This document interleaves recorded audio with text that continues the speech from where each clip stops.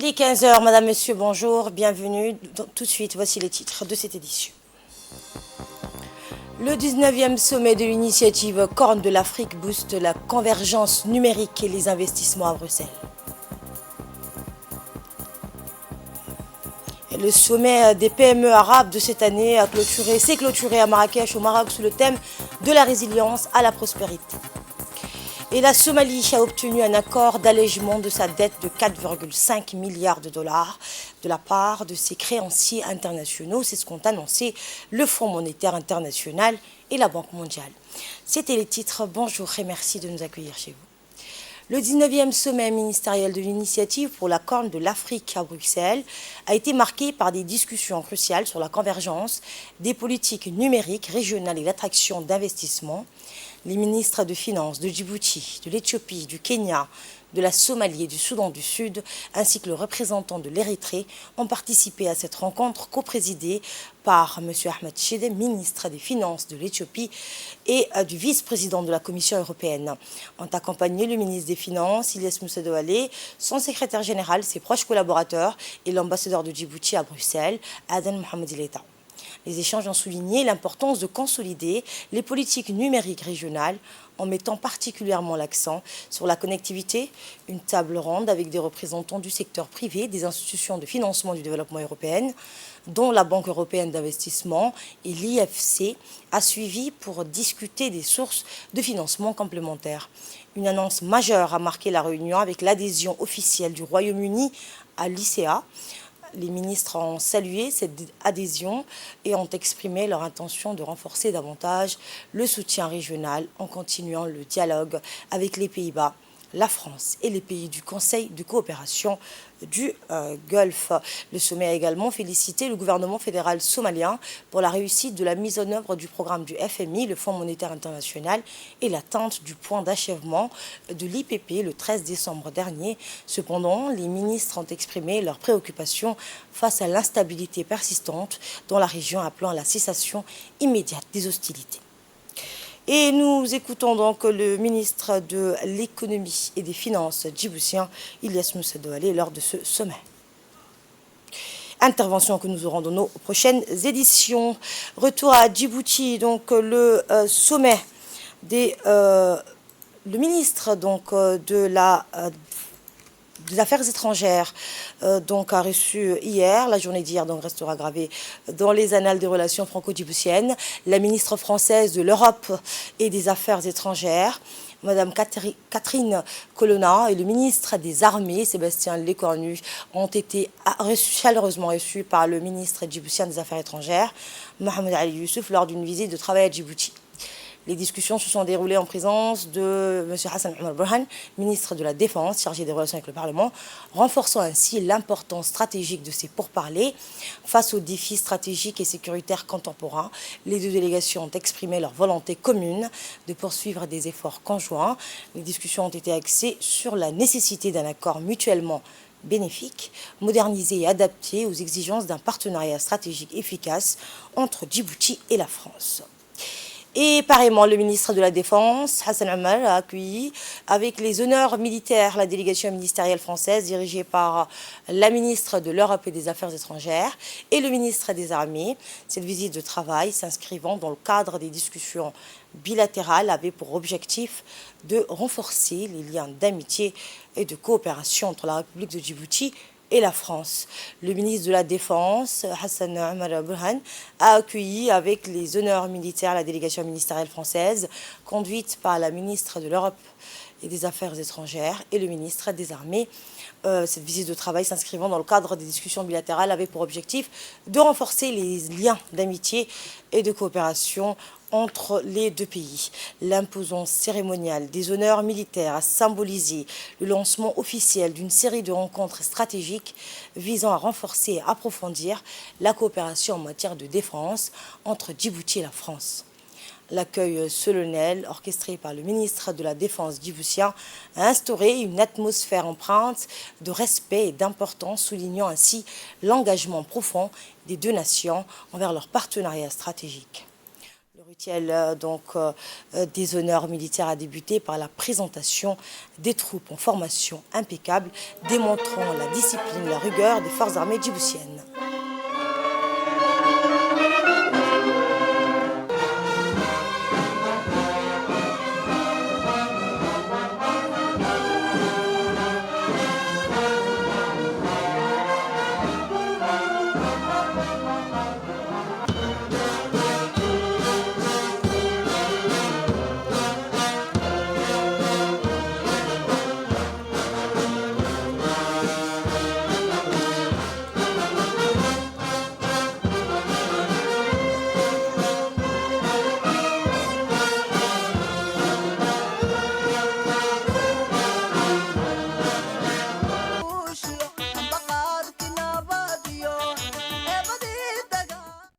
La délégation ministérielle française a été accueillie avec une précision millimétrée, chaque geste exprimant le respect et l'amitié entre les deux nations. Les saluts militaires échangés ont marqué le début de ce moment symbolique, mettant en lumière l'importance stratégique de la coopération en matière de défense dans le contexte actuel.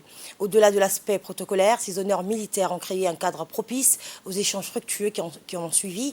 La symbolique derrière cet accueil solennel transcende les aspects formels de la diplomatie, renforçant les liens entre les délégations et contribuant à créer une atmosphère de confiance mutuelle au cours de la réunion de travail qui a suivi au ministère des Affaires étrangères et de la coopération internationale. Les discussions ont principalement porté sur la coopération face aux défis stratégiques et sécuritaires actuels. Les deux parties ont exprimé leur volonté commune de poursuivre des efforts conjoints.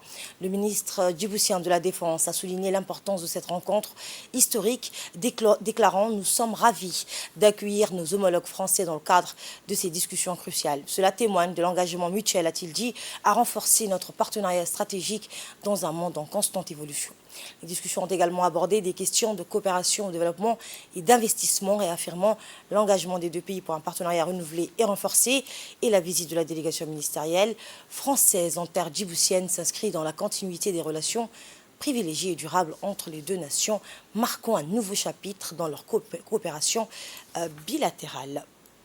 Autre information, le ministre de l'Intérieur, Saïd Ibn Hassan, a pris part à la 2e édition du Forum mondial sur les réfugiés qui s'est clôturé hier à Genève, réunissant des leaders mondiaux, des organisations humanitaires et des représentants de la société civile. Objectif, aborder les défis croissants liés à la crise des réfugiés à l'échelle mondiale.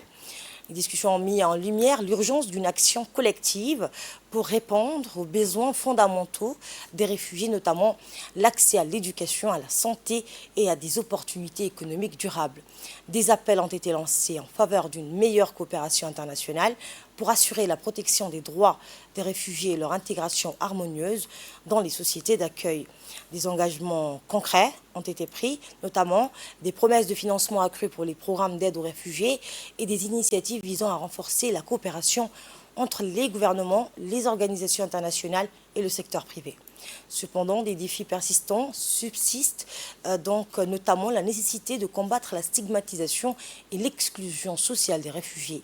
Le Forum mondial sur les réfugiés 2023 a ainsi mis en lumière l'importance cruciale de la solidarité internationale, de l'action concertée pour répondre à cette crise humanitaire complexe et pressante. Écoutons justement un extrait du discours du ministre djiboutien de l'Intérieur, Saïd Ibn Hassan, lors de ce forum. 4 ans après, ce second forum sur les réfugiés nous donne l'occasion de faire un premier bilan sur les progrès importants réalisés par nos États en vue de la mise en œuvre des engagements et des promesses annoncées lors du premier forum en 2019.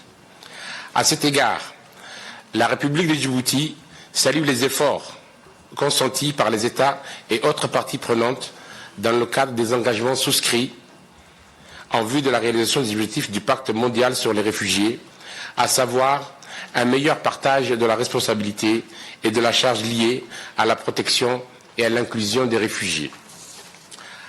En effet, cette responsabilité partagée nécessite de renforcer les partenariats, notamment avec les acteurs de développement international, en vue de compléter l'assistance humanitaire et alléger l'impact sur le développement économique et social des pays hôtes. Lors du premier forum mondial en 2019, le gouvernement de Djibouti avait pris des engagements très ambitieux envers les réfugiés, lesquels ont été honorés en majorité. En effet, Djibouti a pleinement honoré certains de ses engagements tels que l'intégration des réfugiés dans le plan national de développement dans le cadre de la vision Djibouti 2035, l'offre de soins de santé de qualité à tous les réfugiés, l'engagement d'intégrer les jeunes réfugiés dans la formation professionnelle en vue d'une meilleure insertion dans le tissu économique. Malheureusement, certains engagements importants tels que l'intégration graduelle des enseignants réfugiés dans le budget national, ainsi que celui d'inclure progressivement un tiers des réfugiés estimés vulnérables dans le programme national de sécurité sociale afin d'assurer le soin de troisième niveau qui pèse actuellement lourd sur le budget national, n'ont pas pu être réalisés pleinement à cause du manque de financement de la part des partenaires internationaux. C'est pourquoi nous sommes convaincus que la réalisation de nos engagements reste tributaire de la coopération et de la solidarité internationale dans le sens d'une meilleure répartition des charges et des responsabilités. Mesdames et Messieurs, en tenant compte de ce bilan, la République de Djibouti a jugé raisonnable d'achever avec l'aide de ses partenaires les engagements pris en 2019 plutôt que de prendre de nouveaux engagements. Dans un monde en perpétuelle crise, nous comptons nous investir dans les initiatives durables et pérennes, telles que les plaidoyers pour des solutions politiques face aux conflits et instabilités que subissent les pays concernés. Nous sommes persuadés qu'aucune solution durable aux solutions des réfugiés ne sera trouvée sans une solution aux causes profondes des déplacés forcés.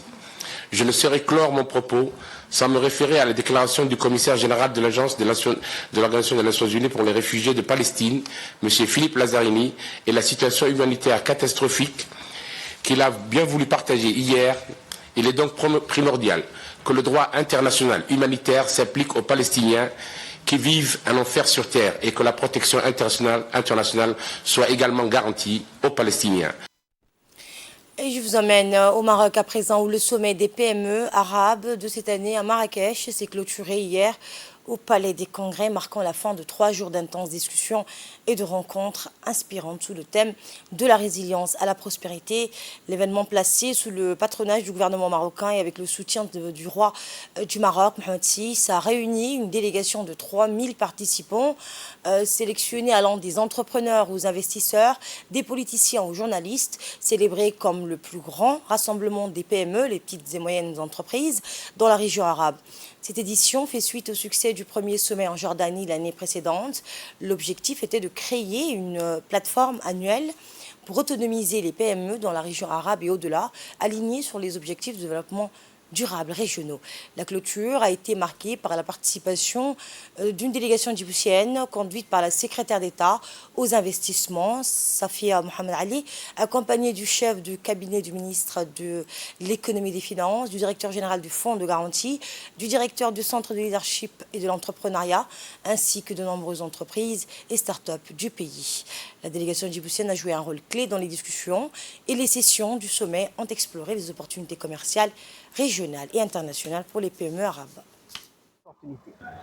Juste pour information, on s'est rendu compte que seulement 1,5% des échanges sont concernés par les pays arabes, alors qu'avec les pays européens et américains, 80% des échanges.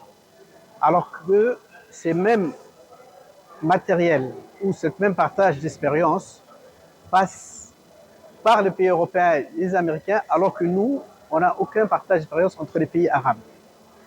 Maintenant, pour revenir au fonds de garantie de Djibouti, qui est venu pour soutenir nos jeunes entrepreneurs et partager les expériences, nous avons, sur une année glissante, multiplié par 4 nos garanties. Le fonds de garantie de Djibouti, le FOGAD, a pu injecter dans l'économie l'équivalent de 700 millions de francs Djibouti.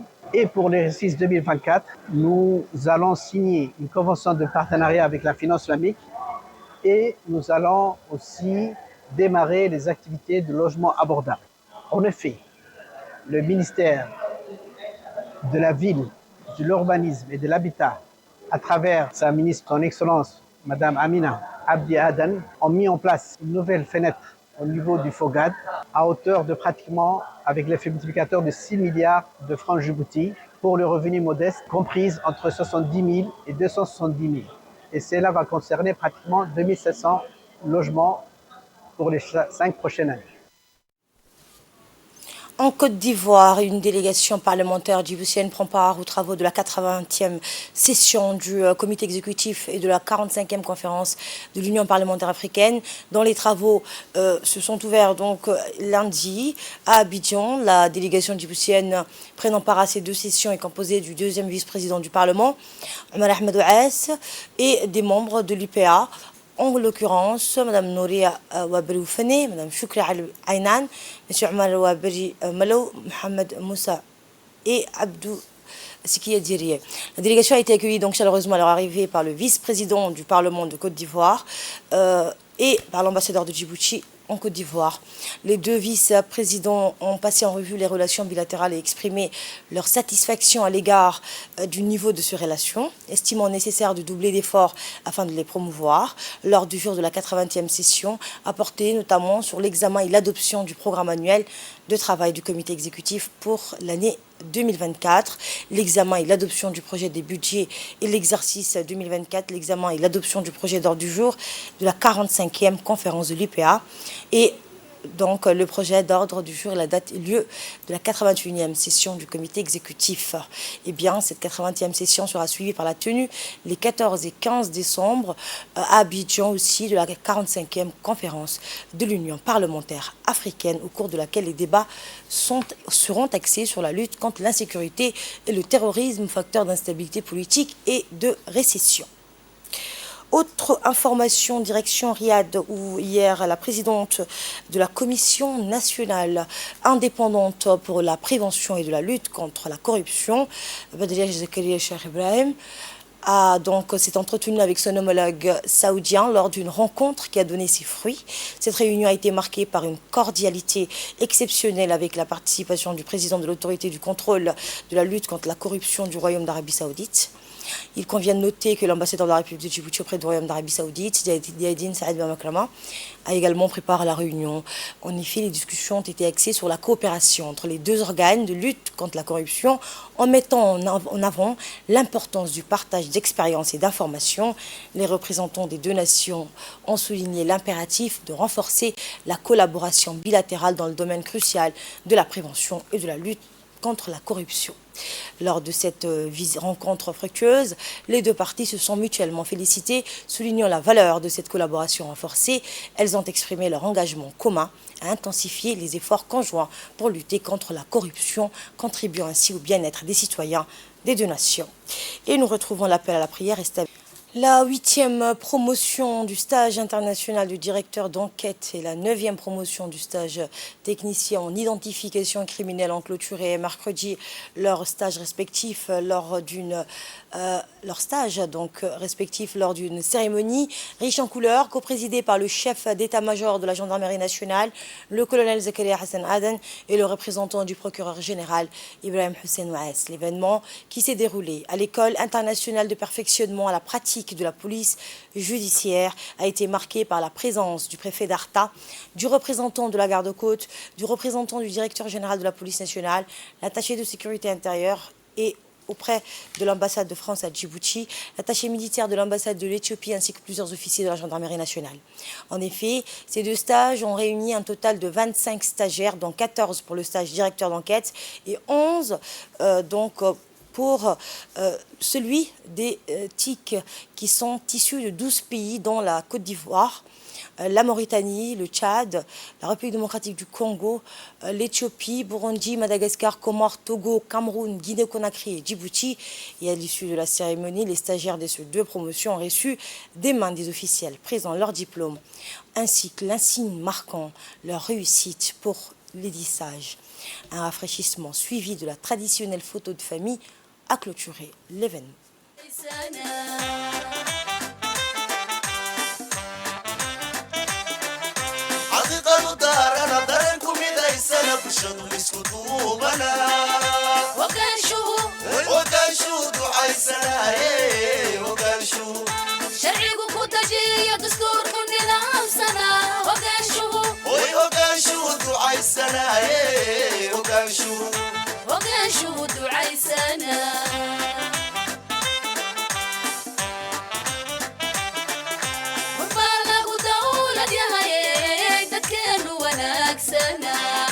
هل يا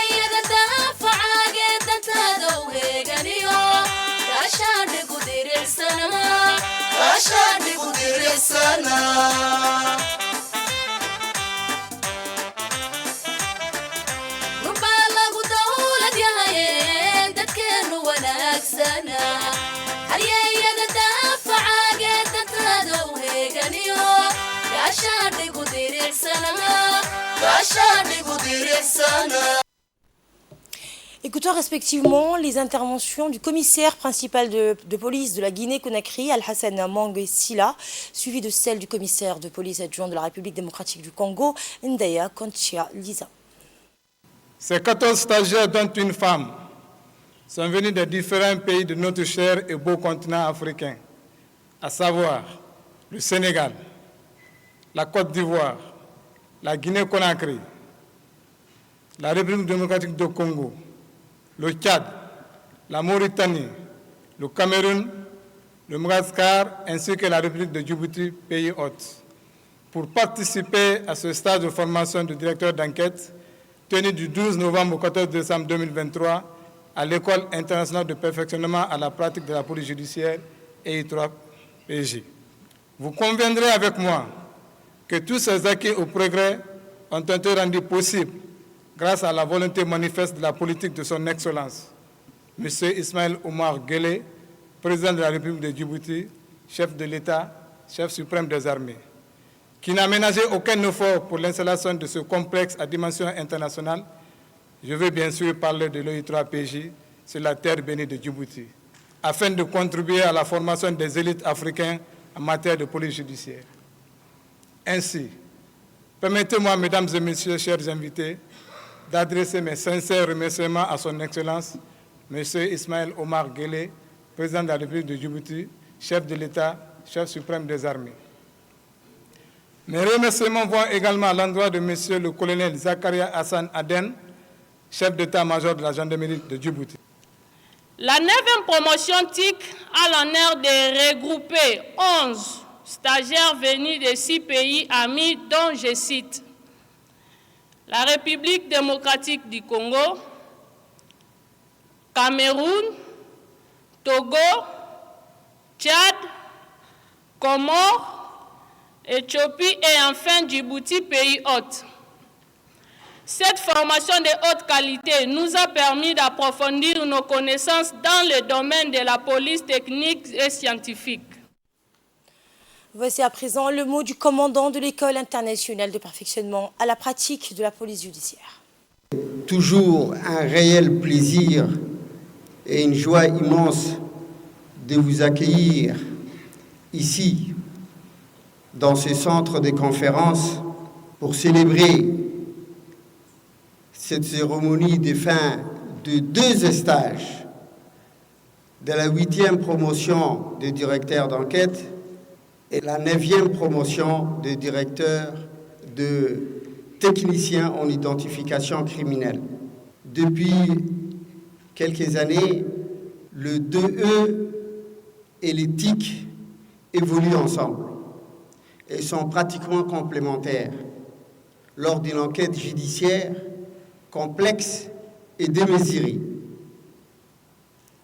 Compte tenu des mutations, des menaces qui secouent le monde, ces centres d'excellence régionales et spécialisés en police judiciaire et en criminalistique a l'entière obligation de former et de perfectionner les commissaires, les inspecteurs de police et les officiers de police judiciaire des forces d'application des lois. Je voudrais ici dire, pour le 2E, n'oubliez pas que dorénavant, vous êtes des directeurs d'enquête et que dorénavant, les enquêtes qui vous seront confiées par votre hiérarchie supérieure, vous serez au gouvernail de votre enquête contre toutes sortes de menaces. Au nom du chef d'état-major de la gendarmerie, je voudrais ici placer quelques remerciements. De prime abord à son Excellence, Monsieur le Président de la République, Ismaël Omar Guelleh, chef du gouvernement, chef suprême des armées et président en exercice de l'IGAD. À travers son initiative stratégique de créer les I3PJ. Et aujourd'hui, la République de Djibouti rayonne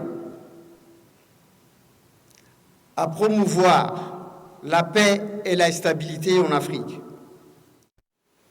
Écoutons à présent un extrait du discours du représentant du substitut du procureur général, M. Ibrahim Hussein Ouass. J'ai l'immense plaisir d'assister ce matin avec vous à la cérémonie de clôture de 2 stages. L'école de l'EI3PJ a accueilli simultanément la 8e promotion des stages de directeur d'enquête qui a duré du 12 novembre au 14 décembre et la 9e promotion de celui des techniciens d'identification criminelle, communément appelé TIC, qui a duré du 23 octobre au 14 décembre 2023. Je voudrais tout d'abord vous rappeler qu'aujourd'hui, nous nous trouvons au sein de l'EI3PJ. C'est le temple de la police judiciaire. Aujourd'hui, par excellence, ce centre a eu l'habilité et l'intelligence d'avoir été créé par le chef d'État, M. Ismaël Omar Guelleh, avec l'appui du colonel Zakaria, qui n'a ménagé aucun effort pour que ce centre devienne celui de l'excellence et de la connaissance en matière juridique. La formation dont vous avez bénéficié à la fin, aux enquêteurs, tant que le TIC que le directeur d'enquête, vous avez mis en exercice en situation d'un témoignage devant la justice qui a été fait par l'un de nos collègues qui vous avait fait partager de son expérience. C'était une situation qui se rapprochait de la vérité, que vous allez rencontrer et que vous allez mettre en exergue tout ce que vous avez acquis durant cette formation. Bien entendu, après avoir fait toutes les phases de l'enquête, la constatation, l'investigation, l'interpellation et les auditions, il faudrait souligner que le TIC, communément appelé, est la pierre angulaire de ce que nous est produit comme preuve devant les cours et tribunaux. Les directeurs d'enquête, tant qu'à vous, vous êtes le garant de la régularité de la procédure et de respecter scrupuleusement à ce que tout soit fait dans la règle de l'art en matière judiciaire. D'ailleurs, je voudrais rappeler à ce que ce temple de la police judiciaire a eu l'occasion de pouvoir former, comme disait tout à l'heure le directeur de l'école, le colonel Kayad, plus de 600 personnes. C'est immense par rapport à tous ces gens qui ont pu bénéficier dans un peu de temps, moins de 5 ans. Dans le reste de l'actualité, l'Organisation internationale pour les migrations, l'OIM, et l'Organisation des Nations Unies, l'ONU, ont célébré l'ouverture du premier bureau d'une agence de l'ONU à Dikil, situé à 12 km de la frontière éthiopienne. Ceci marque une avancée significative dans la réponse aux défis et le développement des opportunités liées aux migrations dans les régions du sud de Djibouti. L'inauguration a vu la participation du préfet de la ville de Dikil. Les partenaires locaux et les agences des Nations Unies se sont réunis pour une inauguration festive. L'OIM donc soutient le gouvernement de la République de Djibouti depuis 2009 en maintenant une présence opérationnelle dans tous les pays, notamment avec les bureaux de Djibouti-Ville et de Bok.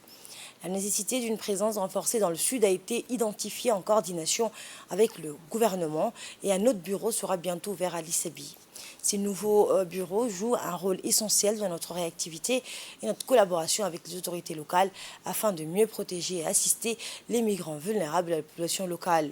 C'est ce qu'a indiqué donc le représentant de l'OIM à Djibouti. Dans les régions de Dikil et d'Ali Sebié, traversées par la route de l'Est, la matrice de suivi des déplacements de l'OIM a recensé de janvier à septembre un total de 65 435 mouvements entrants de migrants voyageant depuis l'Éthiopie. Les nombreux programmes et activités mises en œuvre sont très présents et actifs dans toutes les régions du pays, au nord comme au sud. Il s'agit du premier bureau de l'ONU basé au sein de la région de Dikil, comme il a déjà été mentionné. Cette réalisation est possible grâce à l'excellente coopération que nous témoigne le gouvernement de Djibouti et les autorités locales que je remercie vivement. Monsieur le préfet, à travers OIM, vous comprendrez que c'est tout le système des Nations Unies qui est représenté désormais à Dikil. Je me réjouis tous de votre présence ici, au nom de Madame la chef de mission empêchée, pour vous souhaiter tous la bienvenue à cette cérémonie et vous témoigner notre reconnaissance, notre gratitude pour la disponibilité dont vous avez fait montre à l'occasion de l'inauguration de ce bureau. Je voudrais également remercier le gouvernement de la République de Djibouti pour sa fructueuse collaboration depuis 2009, depuis l'installation de l'OIM en République de Djibouti. Écoutons un extrait du discours du préfet de la ville de Dikil. C'est un honneur pour moi de présider aujourd'hui la cérémonie d'inauguration du bureau de l'OIM dans la région de l'Unité. L'ouverture de ces bureaux dans la région de Dikil marque une étape majeure dans le renforcement de notre coopération avec l'OIM et témoigne également de notre engagement envers les questions cruciales liées à l'immigration. L'accueil de l'OIM dans notre région reflète notre volonté commune de relever les défis complexes liés à la problématique de l'immigration illégale. La région de Dikil, en tant que carrefour dynamique, se positionne au cœur des efforts visant à faciliter une immigration ordonnée et sécurisée. La présence de ces bureaux renforcera le rôle essentiel de l'OIM dans la gestion des mouvements migratoires, améliorant nos capacités à traiter les enjeux locaux et contribuant à des solutions globales. J'exprime ma gratitude à la représentante de l'OIM à Djibouti d'avoir choisi Dikil comme lieu d'établissement de ces bureaux. Nous encourageons également les autres instances des Nations Unies à décentraliser davantage leurs activités dans notre région. Saluons le dévouement et le courage du personnel de l'OIM qui travaille sans relâche pour faciliter une immigration humaine, digne et respectueuse des droits humains. Nous sommes impatients de travailler main dans la main pour faire de notre région un exemple de bonne gestion des flux migratoires. Que cette inauguration marque le début d'une collaboration fructueuse, fondée sur la compréhension mutuelle et le respect des droits des uns et des autres. Merci à chacun d'entre vous pour votre présence à cette cérémonie d'inauguration du bureau régional de l'OIM à Dikil. L'agence djiboutienne de développement social, la DDS, a organisé lundi à Tadjoura un atelier de formation qui a permis d'outiller une trentaine de jeunes hommes et femmes issus des associations et coopératives de quelques 6 localités de la région dans le domaine de la conception et de la gestion de projets de développement, dont notamment celui de la conception d'activités génératrices de revenus. Il s'agit pour la DDS de les outiller dans le domaine de la gestion d'activités génératrices de revenus, les AGR, ainsi que celui du fonctionnement, de la conception et de la gestion de projets de développement dans le but de mettre en place des activités génératrices de revenus. La cérémonie de lancement de cet atelier s'est déroulée en présence du préfet de la région, Mohamed Abbas, du président du conseil régional, Omar Hussein, du directeur du département développement social de la DDS, Galab Hassan Galab, entouré de plusieurs cadres de son institution. La transparence sur des procédures et la maîtrise des démarches adoptées constituent, selon le Galab Hassan, la clé de voûte d'une entreprise réussie. Et le directeur du développement social de la DDS a, dans son intervention, indiqué que l'objectif de ce projet est double. Il vise d'une part à améliorer les conditions de vie des ménages du milieu rural et de l'autre, à renforcer la résilience au changement climatique dans le secteur. De son côté, le préfet de la ville de Tadjoura, Mohamed Abbas, s'est dit réjoui de ce renforcement des capacités à l'endroit des associations et coopératives qui aura pour finalité la création des AGR, donc des activités génératrices de revenus. On les écoute. C'est un honneur pour moi d'être aujourd'hui parmi vous pour dispenser la formation aujourd'hui ici au conseil régional pour le bénéfice des associations et les coopératives de la région de Tadjoura. Alors, dans le cadre du projet BGIR, le projet de gestion intégrée des ressources en eau, L'ADS, en collaboration avec le ministère de la Culture, organise aujourd'hui une formation sur la gestion administrative et financière, sur la conception et la gestion de projets pour le bénéfice des associations et les coopératives de la région de Tadjoura. Dans le cadre de projets de la gestion intégrée des ressources en eau, une formation a eu lieu aujourd'hui à Tadjouraville pour pouvoir renforcer les capacités des associations et de la coopérative.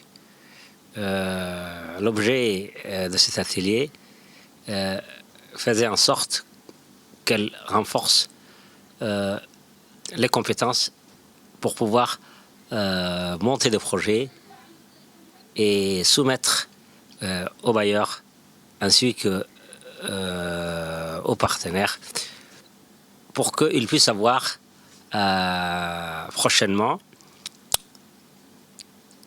les activités génératrices de revenus. Ils pourront soumettre ultérieurement des projets pour qu'ils aient un fonds, pour qu'ils puissent, dans le cadre d'un partenariat de l'entreprise, d'une création d'entreprise propre à la coopérative et aux associations. Je vous le disais en titre, la Somalie a obtenu un accord d'allègement de cette dette de 4,5 milliards de dollars de la part de ses créanciers internationaux. C'est ce qu'ont annoncé le Fonds monétaire international et la Banque mondiale. Cet accord permettra au pays de se développer économiquement et d'entreprendre de nouveaux projets. Cette entente s'inscrit dans le cadre d'un programme d'annulation de la dette appelé l'initiative en faveur des pays pauvres très endettés, supervisé par les deux organisations.